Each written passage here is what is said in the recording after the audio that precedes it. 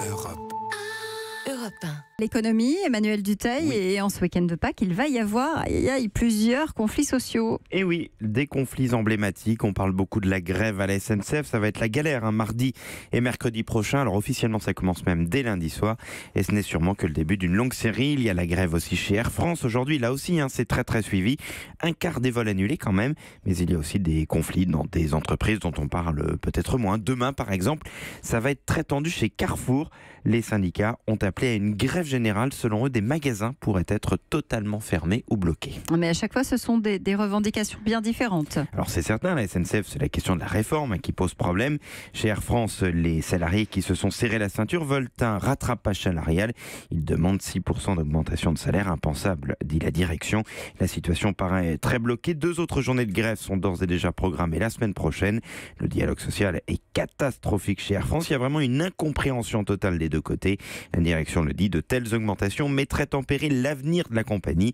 Dans les couloirs des ministères, on soutient et on se pose la question, mais qui demande 6% d'augmentation? Et pourquoi je peux pas aller faire mes courses chez Carrefour demain ? Eh bien parce que les syndicats, emmenés principalement par FO, sont remontés depuis des semaines contre le gros plan de suppression de postes annoncé en janvier par Alexandre Bompard, c'est le nouveau patron de l'entreprise.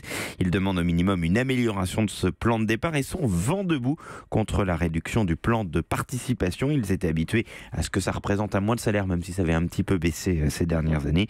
Et du coup, là, cette année, la direction ne propose que 50 € selon eux.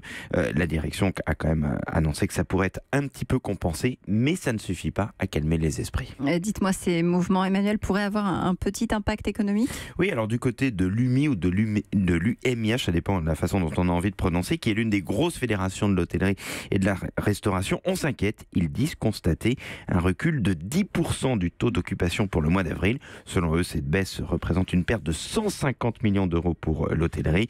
Ils estiment aussi pour les mois de mai et juin que les réservations sont à l'arrêt en ce moment. Et puis, conséquence quand même un petit peu inattendue et non chiffrable, les jours de grève pourraient doper le télétravail et donc réduire les dépenses, par exemple, dans les boulangeries ou les restaurants des zones d'activité. Ce qui est sûr, c'est que les grèves dans les transports notamment n'aident pas non plus à renforcer l'attractivité de la destination en France. À un moment pourtant, les touristes étrangers sont fortement de retour. Mais bon, d'ici là, bon week-end de Pâques. Comme vous Il faut pouvoir dites. partir et revenir, surtout. C'est pas grave. Il y en a C'est le certains qui week-end, vont rester en vacances, je pense. c'est Non ? la chose la plus importante. Il y a C'est le des week-end. chances, il y a On des part en chances. week-end.